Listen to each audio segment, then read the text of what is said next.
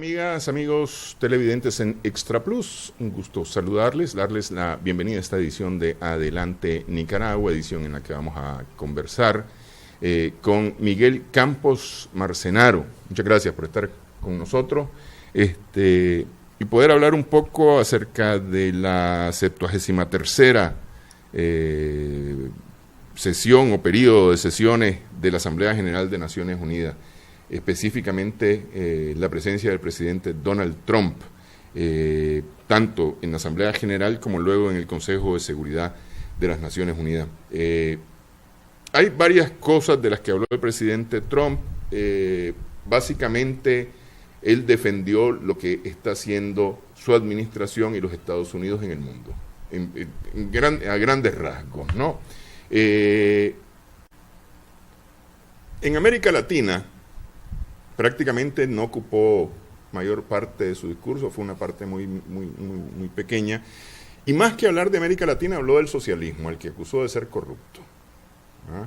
Y lo dijo en el contexto de criticar, como no era ninguna sorpresa, a Venezuela y al presidente Nicolás Maduro. Pidió para las naciones, o le pidió a las naciones apoyar la restitución de la democracia, dice él, en Venezuela. Vemos el pedacito y lo comentamos, porque también hay ahí otra parte que tiene que ver con el papel de los Estados Unidos. El presidente Donald Trump en las Naciones Unidas. En ese espíritu le pedimos a las naciones reunidas acá que se unan con nosotros para pedir la restauración de la democracia en Venezuela. Hoy día estamos anunciando sanciones adicionales en contra del régimen represivo,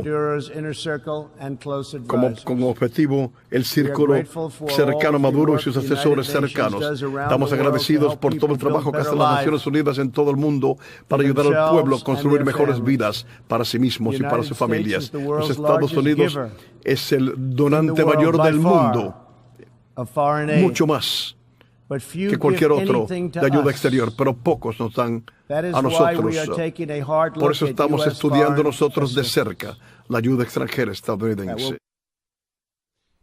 Venezuela y Cuba, básicamente, eso es lo que criticó. Esta es una parte inmediatamente después de acusar al sistema socialista de ser un sistema corrupto, ¿no? Bien, no me queda pues, buenas tardes, amigos televidentes. Saludarte, Néstor, y a tu equipo aquí en el canal. Efectivamente, el presidente Trump pone como ejemplo a Venezuela y acusa el socialismo porque ellos se han declarado socialistas. Sí. ¿Verdad?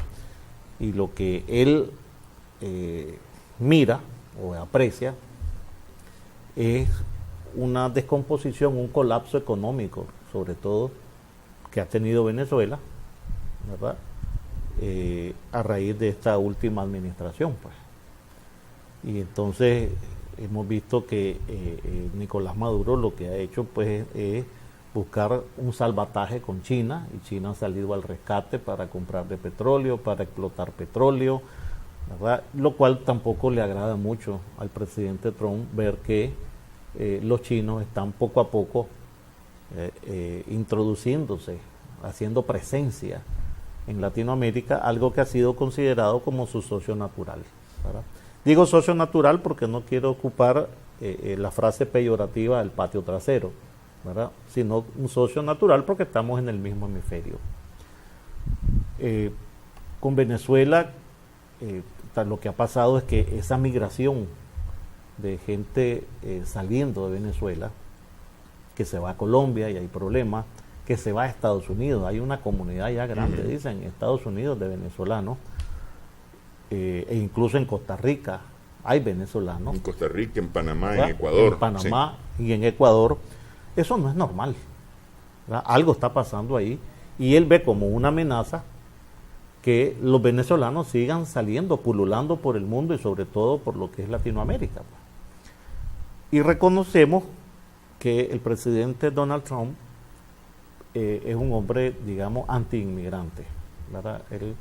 Él dice la migración legal, la migración, critica la migración encadenada, Entonces lo que él está viendo, ¿verdad?, es que poco a poco Venezuela se sigue económicamente descomponiendo. Las cifras son pavorosas, hablan de 1.000.000% de devaluación, de inflación, ¿verdad? Eso es pavoroso. Aquí nosotros venimos de vivir una inflación galopante de 33.000, no llegamos a los 100.000 y Venezuela está en 1.000.000, para un país con mucha mayor habitantes que nosotros y que Cuba, y para un país que está sentado en un lago de petróleo. Entonces te dice, bueno, si este que tiene recursos, la gente sale despavorida y pulula por toda Latinoamérica, ¿qué nos va a pasar? Entonces él toca ese tema, ¿verdad?, y ha castigado con ley Magnitsky, ha tomado una serie de medidas, ¿verdad? Y no olvidemos también que la presencia misma de asesoría cubana repercute en el establishment político, sobre todo cubanoamericano, ¿verdad?, que de la Florida, donde hay muchos senadores de origen cubanoamericano, ya sea demócratas o republicanos, y hay muchos latinos que obviamente sienten un sentimiento anticastrista todavía, ¿verdad? Entonces, la crítica, o sea, el informe, lo que a él le llega, ¿verdad?, es esa influencia venezolana que la considera, cubana a Venezuela, que la considera perjudicial. O sea, para él, Cuba y Venezuela están unidos, hermanados, y Venezuela le está dando problemas a él, ¿verdad?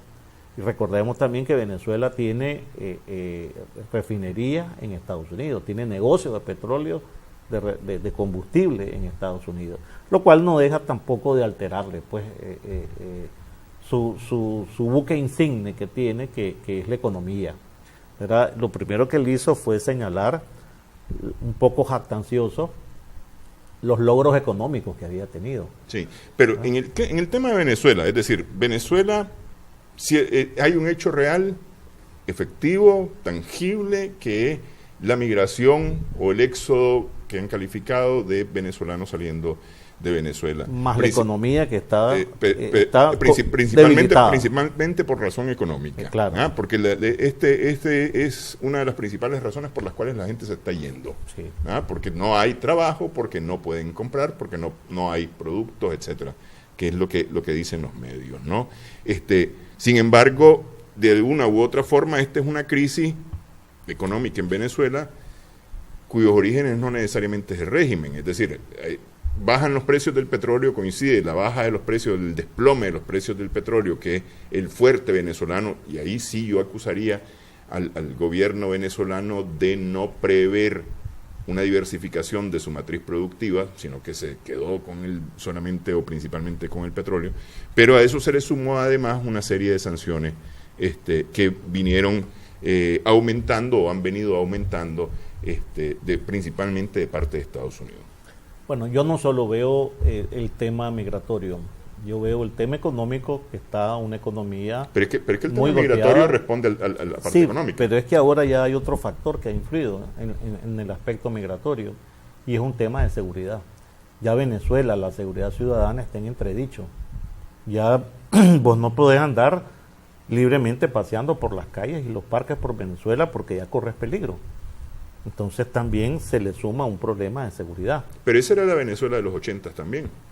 Sí, pero hoy por hoy Venezuela también, o sea, vos y yo sabemos acá, y cualquiera, no necesitas ser premio Nobel en economía, puedes ser el profesor Paul Samuelson, para saber que vos no podés estar vendiendo subsidiado tu petróleo al consumo interno.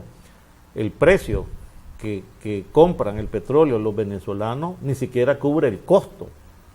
Por lo menos debería cubrir el costo para aliviar un enorme déficit que tiene.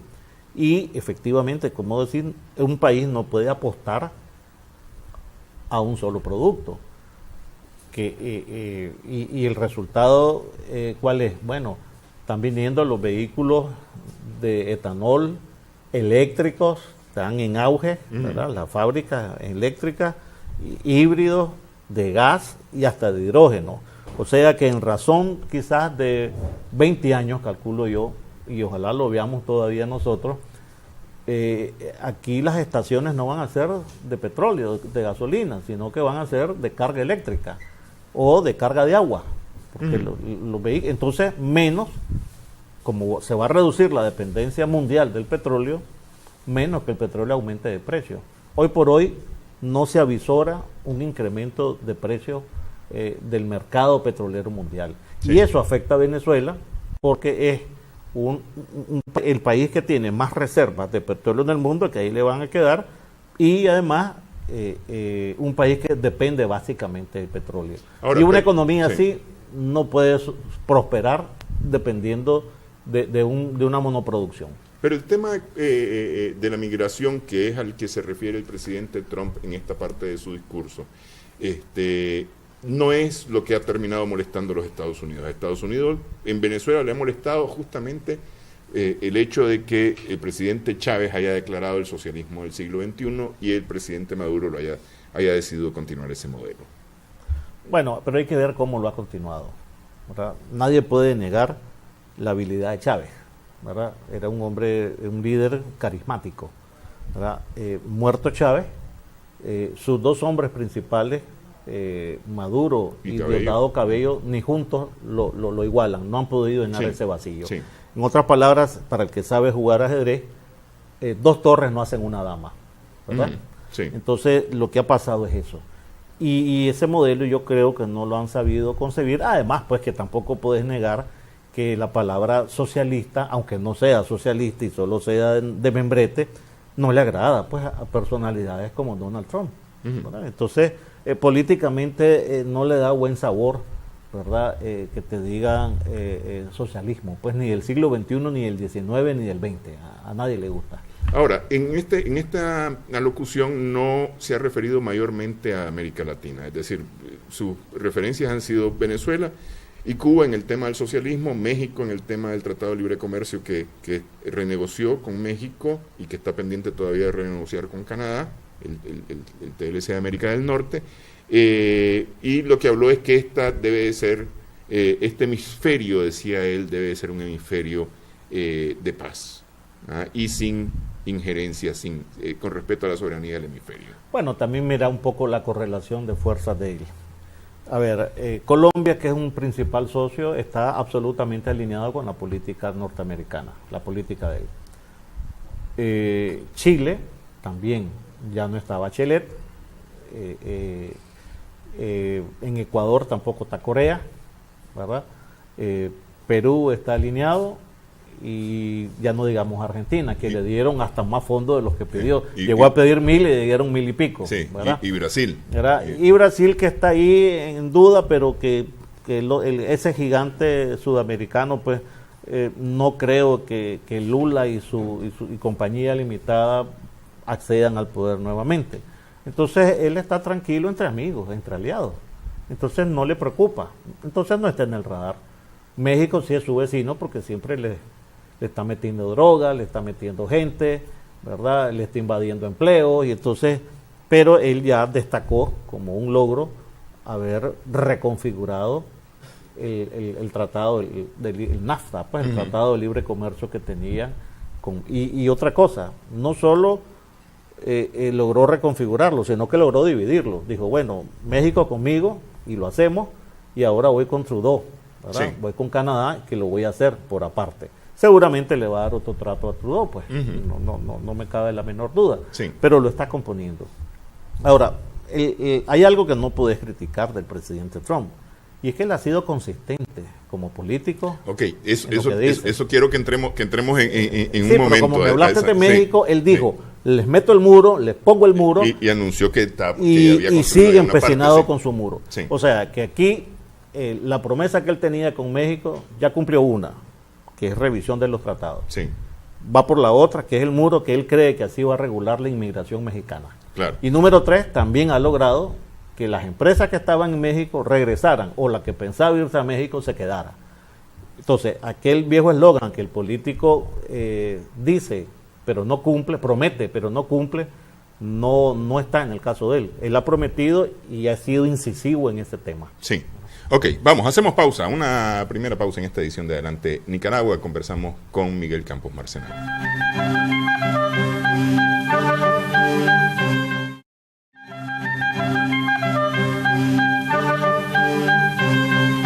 Seguimos en Adelante Nicaragua en Extra Plus. Conversamos con Miguel Campos Marcenaro. Un tema al que se ha referido el presidente Trump es a los órganos de las Naciones Unidas. Y ha cuestionado los órganos de las Naciones Unidas, y uno de ellos es el de los derechos humanos. Dejamos la partecita del presidente Trump refiriéndose a este tema. Hablé ante esta sala el año pasado y dije que el Consejo de Derechos Humanos de las Naciones Unidas se había convertido en una gran vergüenza a esta institución, cubriendo abusadores horribles de derechos humanos, y mientras que golpeaba a los Estados Unidos y sus muchos amigos. Nuestra embajadora de las Naciones Unidas, Nikki Haley, desglosó una agenda clara a favor de la reforma. Pero no obstante, avisos repetidos y avisados con antelación, no se tomó acción alguna. Y los Estados Unidos tomó la única rumbo responsable. Nos retiramos del Consejo de Derechos Humanos y no vamos a volver a este hasta que una reforma real sea llevada a cabo.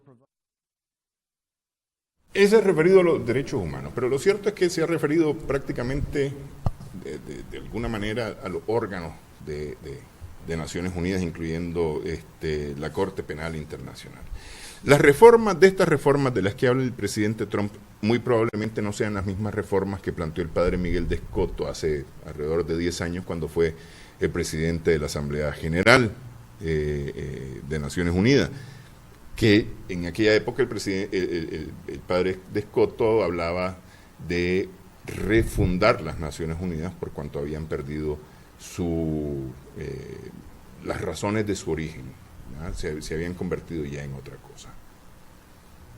Estados Unidos es el principal financista de los órganos de Naciones Unidas, ya se retiró de UNESCO, ahora de los derechos humanos. De los derechos humanos. Sí.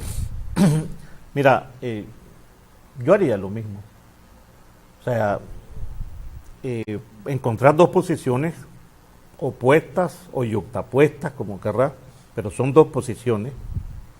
De un lado, el padre Escoto, sin un peso en el bolsillo, planteando reforma. Vio la necesidad que había que reformar Naciones Unidas. Y de otro lado, con un borbollón de reales, también ve que se requiere reformar.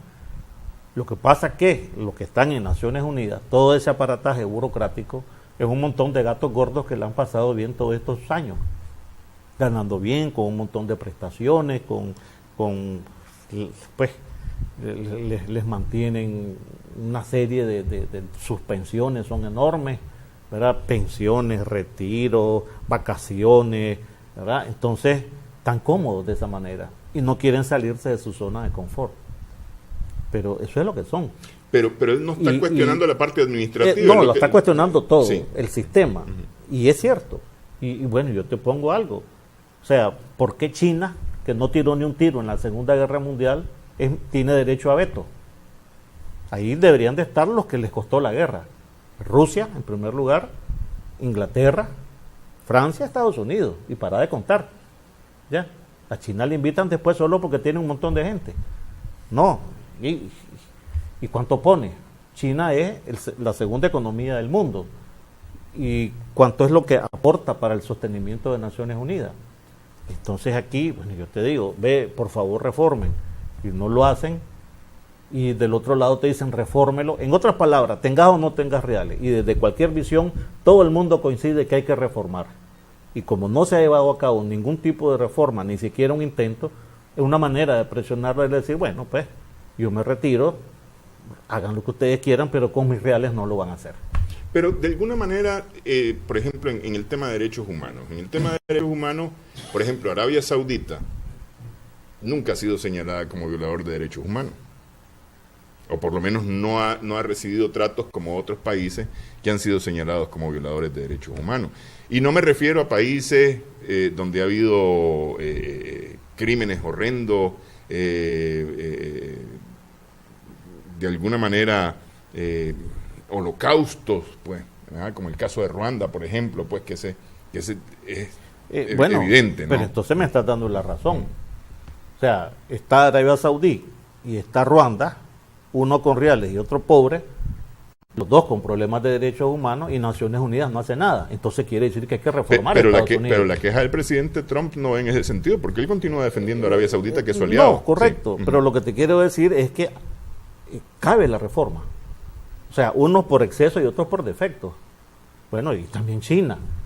O sea, China viene de masacrar en la plaza Tiananmen a no sé cuántos, 2.000 manifestantes, y lo que dijo campantemente fue: no se metan en mis asuntos internos.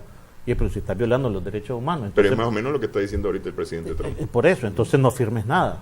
¿Para qué te comprometes y para qué sos signatario de un acuerdo, de un tratado, si no lo pensás cumplir? Sencillo. Entonces, bueno, dice: yo retiro mi plata. Y en ese sentido, pues, yo creo que yo haría lo mismo en la posición de él. Si yo fuera presidente de Nicaragua y Nicaragua tuviera los millones con que aporta a Naciones Unidas, le digo: bueno, señores, acomodemos esto necesita reformarse, ¿verdad? O no van a seguir haciendo charanga con mi plata, pues. O no la van a seguir gastando como la están gastando. Establezcan prioridades, hagan ajustes, hagan reformas, y si nos vamos a meter aquí o no nos vamos a meter aquí, y allá aquel país que quiera suscribir el Tratado de Naciones Unidas ya con sus reformas.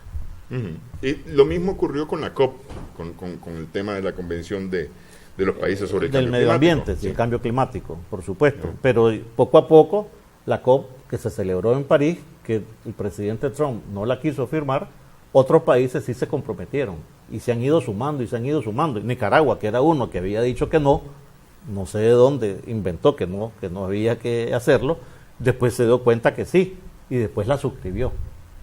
Entonces, yo creo que lo mismo pasaría con Naciones Unidas, pues van a tener que suscribir, sobre todo en temas así de medio ambiente, de derechos humanos y asuntos globales.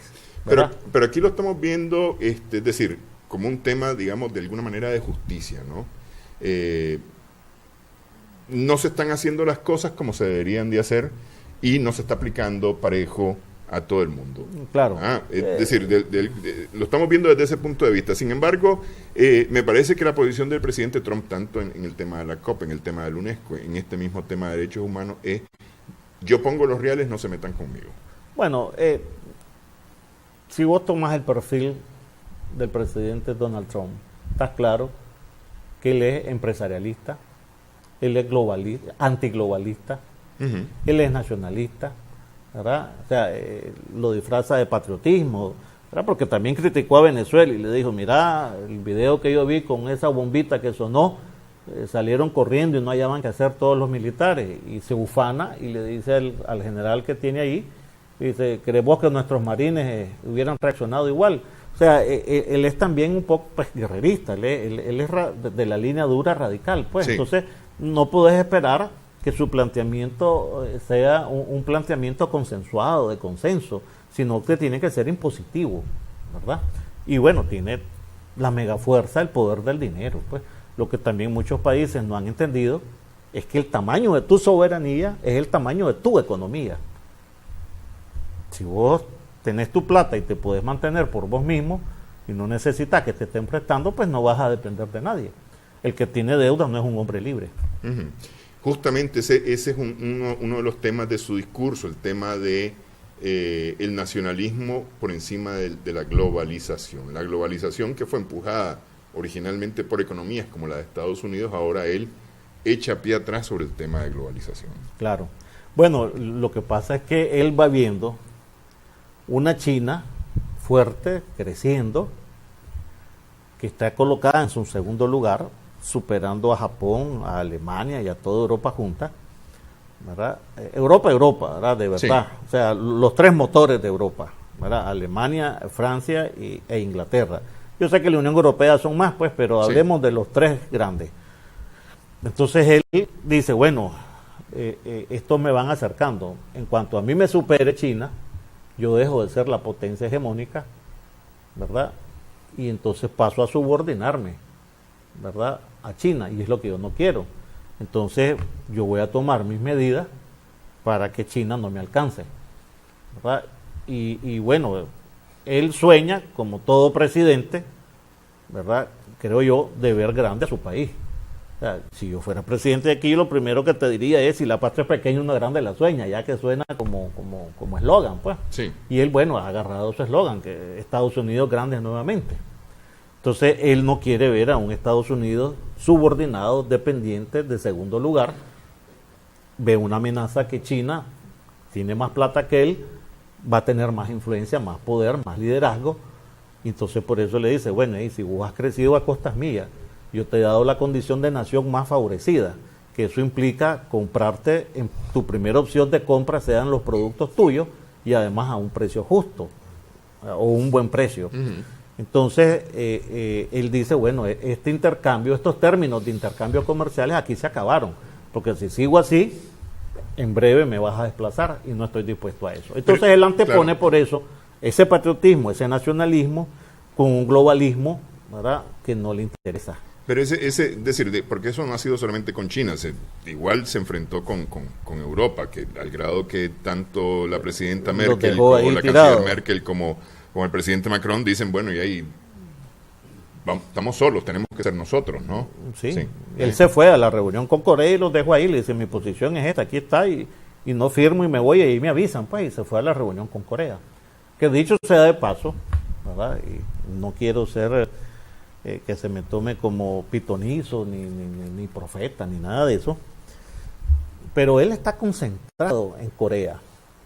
Primero, está logrando una desnuclearización, una baja en el nivel de desarme. Segundo, está logrando que Corea del Sur trate de engullirse a Corea del Norte.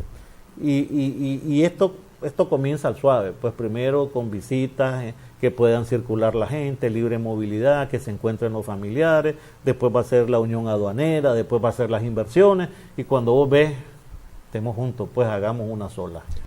Veamos si querés lo que dice el presidente Trump acerca del presidente Kim Jong-un. Sí, solo te digo, si bajo el mandato del presidente Donald Trump se logra la unificación de las Coreas y que se reduzca la amenaza nuclear que Corea significaba, yo te aseguro que hasta un Nobel le pueden dar. Veamos lo que dice el presidente Trump. Sí, quiero agradecerle al presidente Kim por su osadía y los pasos que ha tomado, a pesar de que hay mucho aún por hacer. Las sanciones se mantendrán firmes hasta que ocurra la desnuclearización. También quiero dar las gracias a tantos miembros de estados que nos ayudaron a nosotros. Agradece al presidente. Ese le dice que está haciendo bien las cosas. Eso hace un año era totalmente impensable. Hace 4 meses, totalmente impensable ver esa posición, cuando más bien era una antagonía completa. Y se insultaban públicamente. Sí. Sin embargo, está esa posición. Pero al final de cuentas, Estados Unidos tiene una enorme responsabilidad en la península coreana. Sí, claro. Pero además, agregar que sería impensable que se reuniera 2 veces. Y se está reuniendo 2 veces. Ya están preparando una segunda cumbre. O sea, ya hubo una cumbre entre el presidente en Singapur, el presidente Kim y el presidente Trump, pero con los avances que él está viendo de la desnuclearización, del entendimiento con su vecina del sur, entonces aquel está diciéndole: oye, reunámonos una segunda, que me imagino que no solo va a ser para saludarse y hablar de cosas bonitas, sino que le va a decir: yo he avanzado, ¿verdad?, y vos me estás diciendo que las sanciones se van a mantener, hagámoslo gradual, empezar a levantarme algunas sanciones, yo he dado pasos, y ambos así vamos a entendernos, y además pues Corea del Sur puede salir un poco al rescate, porque esa economía está hecha una piltrafa, está quebrada la economía. Cuando yo hablaba de responsabilidad de Estados Unidos en la península coreana, no me refería exactamente ahorita, sino hace 50 años, hace 60 años. Claro, con todo estaban ahí invadiendo, eran invasores. Y una enorme responsabilidad en todo lo que ha devenido en estos últimos meses tiene Corea del Sur, porque el régimen de Corea del Sur, el gobierno de Corea del Sur, se ha preocupado por, no voy a decir defender, pero sí buscar acercamientos con Corea del Norte. Bueno, pero es que lo que pasa es que ese acercamiento con Corea del Norte tenés que verlo dentro de una política de crecimiento y de expansionismo de Corea del Sur. Para darte una idea, Corea del Sur, según los registros, y lo puedes buscar en internet, ya sea del Banco Mundial o del Fondo Monetario, oscila entre la número 11 y 12 del mundo, la economía de Corea, incluso por encima de la economía rusa, ¿verdad? Pues sí, para que te hagas una idea. Entonces, eso, Corea viene de firmar un tratado de libre comercio con Estados Unidos, Corea del Sur, y con Canadá, por el norte, y por el sur, con Colombia, con Chile y con 3 países cuyas economías están en bonanza, ¿verdad? Entonces, él dice, bueno, voy a firmar un tratado de libre comercio con Centroamérica. Guatemala no lo quiso firmar, porque ahí voy a establecer mis inversiones. Le sale más fácil abastecer desde Centroamérica, que es la mitad del hemisferio, al norte y al sur, por el Pacífico, y él está en el Pacífico, ¿verdad? Sí. Entonces, él necesita la mano de obra, la riqueza, los espacios que tiene Corea del Norte, y como sabe que por la fuerza no lo va a lograr, entonces por el diálogo y el entendimiento acerquémonos y saquemos provecho mutuo, ¿verdad? Y creo que a eso está apostando Corea del Sur, ¿verdad? Y obviamente eso le complace a los Estados Unidos. Ok, hacemos pausa en esta edición de Adelante Nicaragua y hablamos de Medio Oriente, porque en Medio Oriente hay varios puntos que ha tocado el presidente Trump.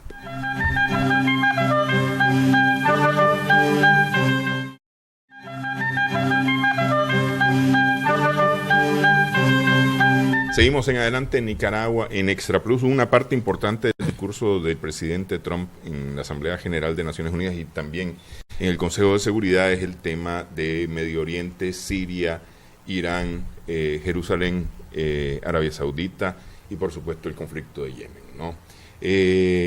Básicamente ha acusado al gobierno de Irán de ser el desestabilizador de la región y ser el principal responsable de instigar el terrorismo, cuando, para todos es conocido que Arabia Saudita es el principal financista de Al-Qaeda y del Estado Islámico, que ha sido uno de los últimos factores desestabilizadores en esa región.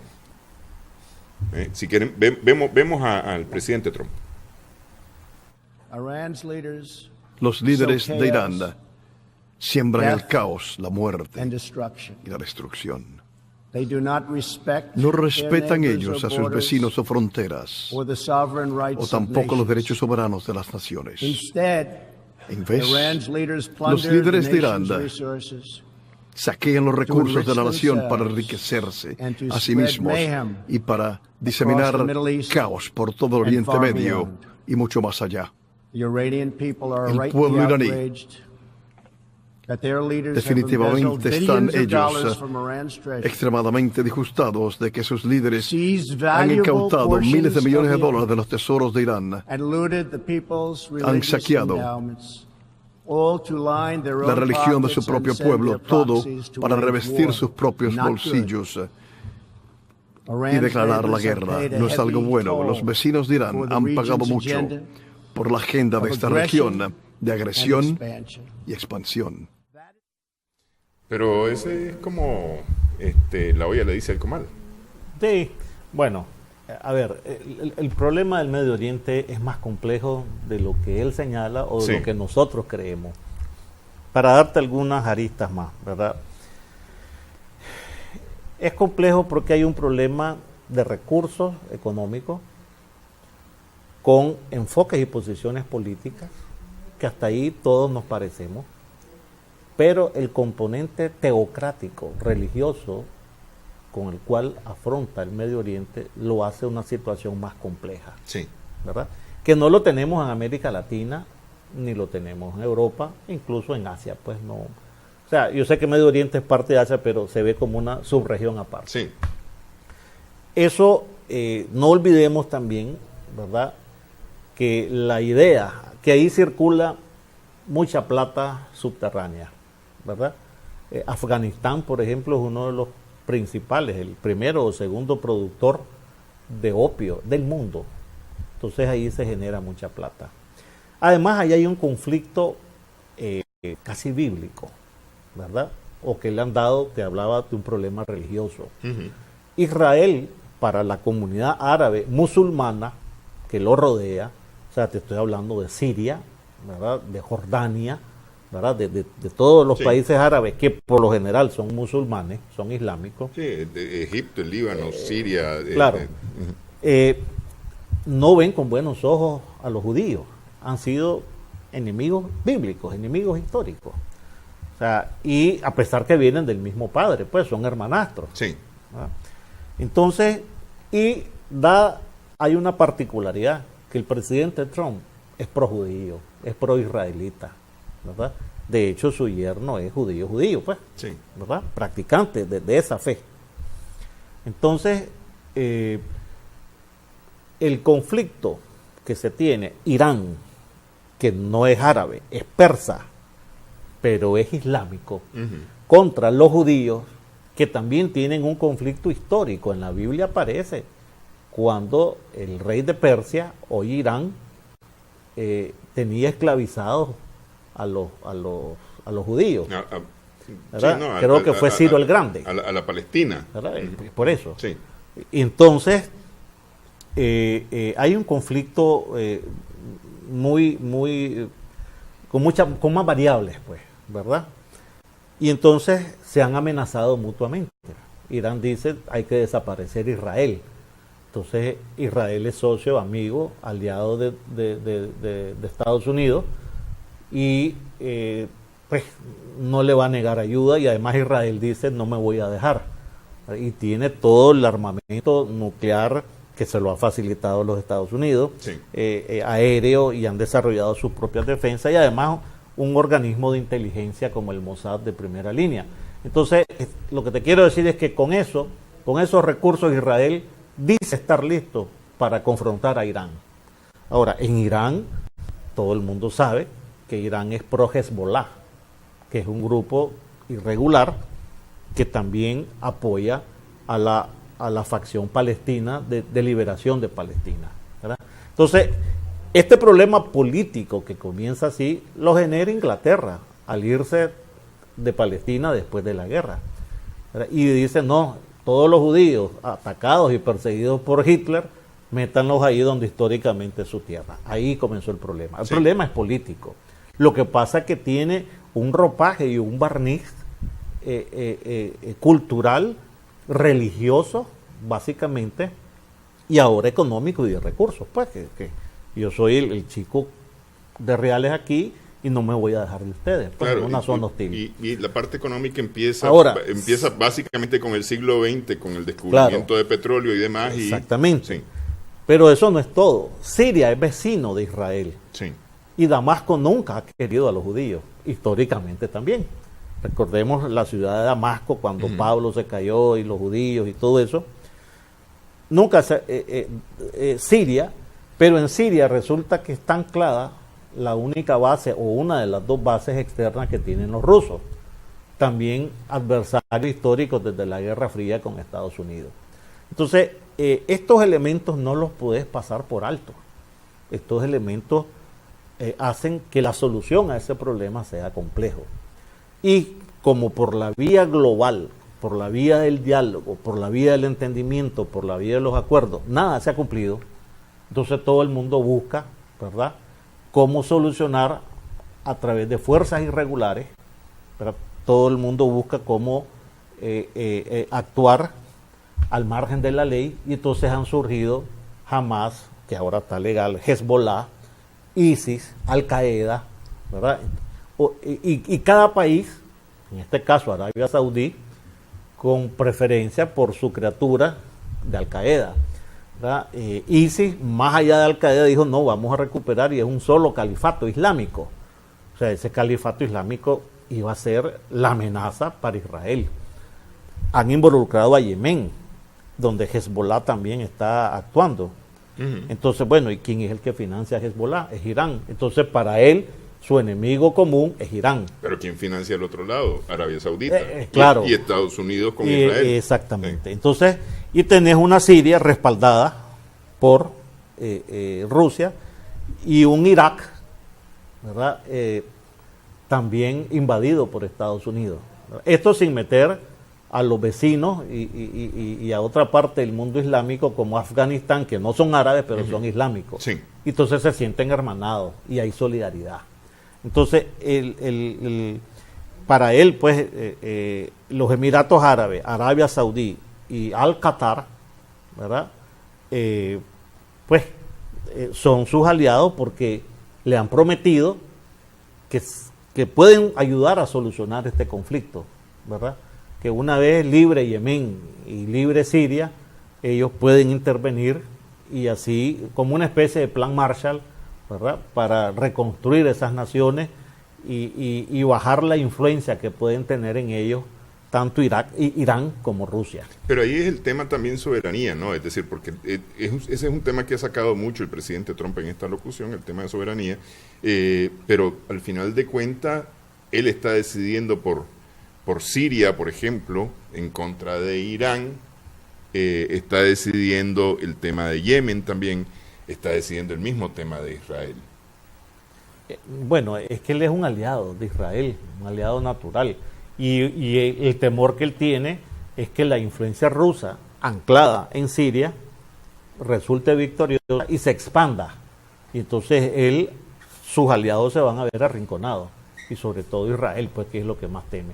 Ahora, no podés negar que tanto el gobierno de Irán, y no quiero hablar de pueblos porque no he platicado pues con ellos, pero tanto la posición de Irán como la posición de Estados Unidos son antagónicos.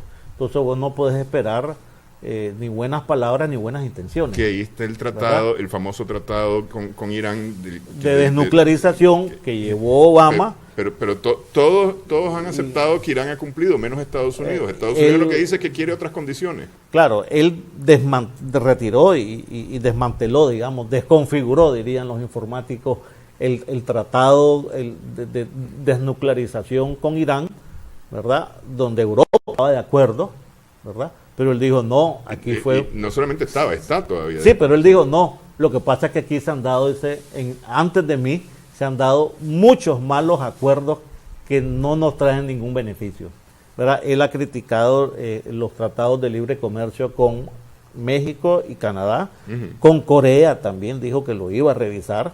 Milagro no ha dicho con el CAFTA nuestro, pues, porque sería el colmo. Pero todo el mundo dice que está en la línea. Pero puede que esté en la línea. Sí. Los acuerdos con desnuclearizar y además los sostenimientos de esos aparatos como la OTAN, él ha criticado a la OTAN. Lo que pasa es que los militares le han golpeado la mesa y le dicen, espérate, la OTAN es importante. Y entonces él se echa pie atrás, ¿verdad? Porque él no es el poder absoluto de todo. Ahí hay otros elementos, ¿verdad? Que le dicen, espérate un momentito, no es así nomás que nos vas a quitar o a desplazar. Pues la visión de Donald Trump es meramente, diría yo, monetarista, economicista. Ahora, si esto me sale muy caro y qué rédito tengo, entonces me retiro y ya está. Pero de alguna manera también se ha creído el discurso de policía del mundo. Bueno, siempre se lo han creído, siempre. También Reagan se lo creía. Sí, pero Obama también Monroe se lo creía. Le bajó un poquito, ¿no? al gas a ese discurso. Siempre los poderosos creen que son los jueces, ¿ya? Y que están por encima del bien y el mal. Eso es una realidad. Pues siempre el que tiene más dinero, el que tiene más edad, el que tiene más cargo, más autoridad, siempre cree que está por encima de los demás. Eso, si vos querés, es muy natural en la humanidad. Ok, hacemos pausa, una última pausa. Hablamos de la administración del presidente Trump que causó burla de alguna manera su referencia a los resultados de su administración. Regresamos en breve.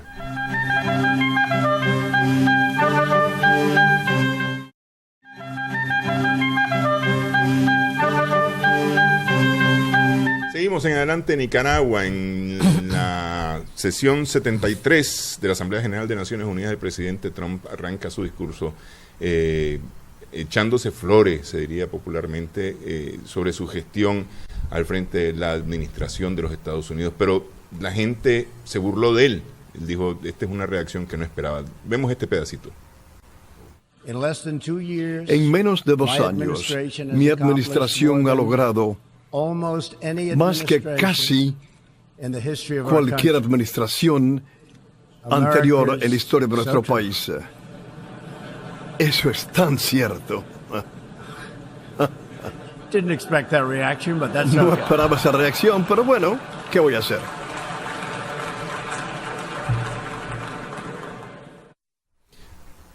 No le creyeron. Bueno. Es decir, se rieron de él, pues.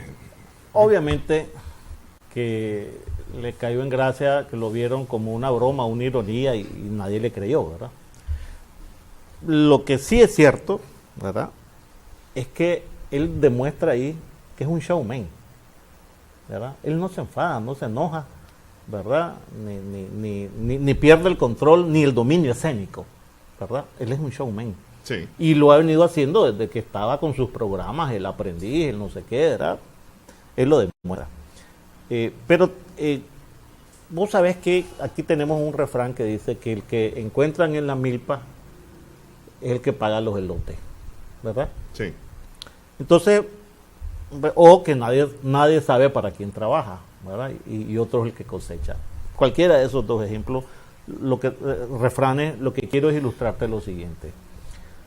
Que no podés negar que el desempleo en los Estados Unidos, la tasa de desempleo ha disminuido, el empleo ha aumentado.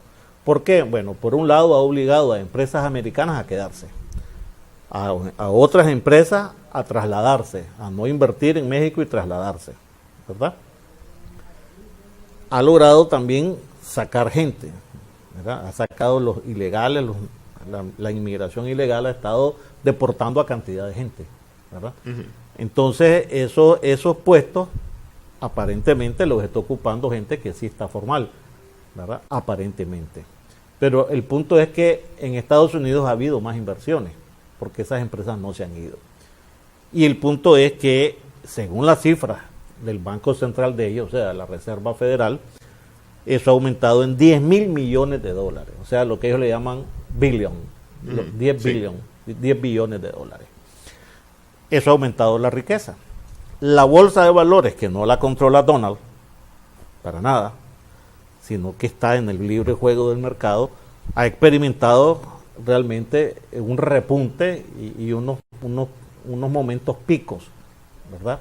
Y eso le da una idea a él para fachentear, pues, y decir, aquí estoy, ¿verdad? Él no va a sacar, nadie llega a eso, a sacar sus debilidades. Llegas a sacar la parte guapa que tenés, pues, ¿verdad? Ha habido recortes de impuestos, que no se ha visto beneficiado. La clase de abajo es otra cosa, pero las empresas han hecho más reales, y eso lo ha dicho Warren Buffett. Uh-huh. Dijo, estamos ganando más, estamos teniendo más reales. Lo que está apostando la Reserva Federal y la administración del presidente Trump es que ese incremento de las utilidades que han tenido las empresas norteamericanas las reinviertan y no lo saquen. Está apostando a eso para generar más empleo, ¿verdad? Ha habido enormes recortes en el presupuesto. Bueno, ya viste, a nosotros nos quitó todo, pues, la ayuda que había. Y no solo aquí, en otros países y a otros organismos también dicen, no, hasta aquí nomás. Y todo eso es ahorro. Todo eso apunta a la reducción del déficit. Entonces tenés 4 o 5 elementos macroeconómicos que le benefician, ¿verdad?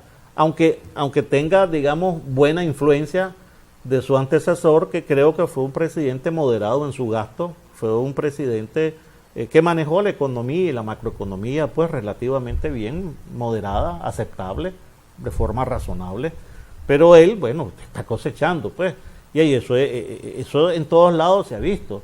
También Enrique Bolaños aquí cosechó todo el esfuerzo que hubo de la presidenta Chamorro, de la JIP, del presidente alemán, de la JIP, y él vino y fue el abanderado del alivio a la pobreza, ¿verdad? También tenés que tomar en cuenta eso. Entonces, lo cierto es que ha aumentado el PIB, ha reducido el déficit, ha aumentado el empleo, o mejor dicho, ha reducido el desempleo, ha aumentado las inversiones y los valores en bolsa, que allí la bolsa sí pues experimenta realmente, ofrece una fotografía del estatus de la economía favorable hacia él, ¿verdad? Sin embargo, en la parte social no va en esa Esa es la parte oscura. Yo Sí. te puedo mencionar la parte oscura del presidente Trump, de su administración, es bueno, la parte social. Están trabados con el tema del Obamacare, del asunto de la salud, por ejemplo. Está trabado y muy cuestionado con el tema de la migración, ¿verdad? Se han exacerbado las diferencias raciales. Por supuesto, ¿verdad? Ha traído como consecuencia xenofobia, racismo, un montón de expresiones que se creían superadas o al menos muy mitigadas. Y bueno, y la otra parte oscura es el tema del medio ambiente, pues, ¿verdad? No podemos decir que el presidente Trump es un abanderado del medio ambiente, pero al contrario, es un enemigo de los ecosistemas, del medio ambiente y de todo lo que huela a conservacionismo, pues, ¿verdad? Sí. Entonces, esa es la parte oscura que la tiene. Ahora, Miguel Campos Mercenario es defensor de Donald Trump en el cumplimiento de sus promesas electorales. No, para nada. Aquí, pues, ni yo defiendo, y te he señalado aspectos oscuros del presidente Trump. Lo que pasa es que trato... Pero justamente, es decir, él dijo, yo no estoy de acuerdo con esos planteamientos sobre el cambio climático, y cumplió. Claro, ese es su enfoque. Y lo está cumpliendo. O sea, lo que no puedes negar es que Donald Trump... Es decir, lo ves muy coherente en su planteamiento y su cumplimiento. Muy consistente en lo que dice con lo que está haciendo. Un poco, yo creo que o él tomó la frase del ejército aquí, o el ejército le tomó el ejemplo a él. Cuando dijo, hacemos lo que decimos y decimos lo que hacemos. Entonces, él está haciendo lo que ha dicho, y ha dicho lo que está haciendo. ¿Verdad? Lo cual le da consistencia. Y bueno, no es defensa, es destacar. Yo estoy destacando, por un lado, los aspectos de cumplimiento y positivos y su planteamiento. Por otro lado, lo que él rechaza, ¿verdad? Y lo otro es tratando de entender su perspectiva, su visión, su óptica, ¿verdad? O sea, yo no puedo negar que creo yo, por todo lo que ha dicho el presidente Trump en su campaña y ahora, que él se considera un patriota. Él se considera un hombre que ama a Estados Unidos.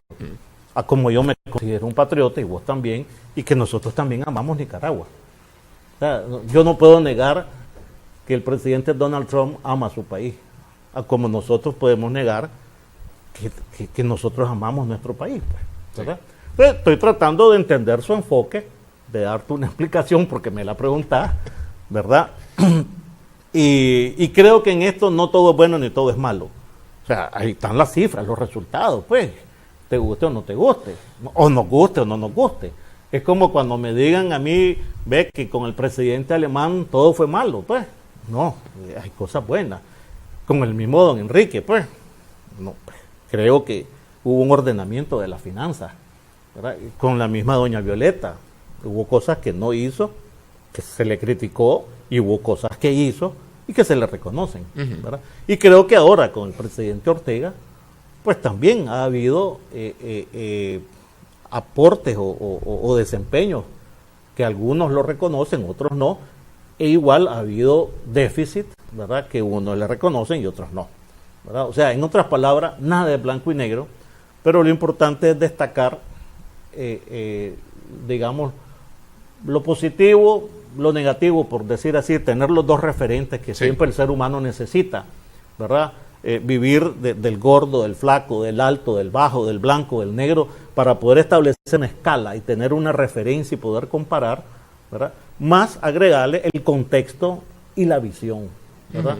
Un hombre que viene de estar en su jugada de bolsas de valores y de negocios y demás, no podés esperar de él una formación con una sensibilidad social y humana, Sí. ¿verdad? Todo lo va a ver desde el punto de vista de reales, sí. de intereses. Todo es ganar. Sí. Exactamente. O no ganar, nada más. Ganar. Sí. Bueno, muchas gracias, Miguel, gracias por haber estado con Néstor. nosotros. Gracias a nuestras amigas, amigos televidentes también por su sintonía en esta edición de Adelante Nicaragua. Esperamos que el programa haya sido de provecho para ustedes.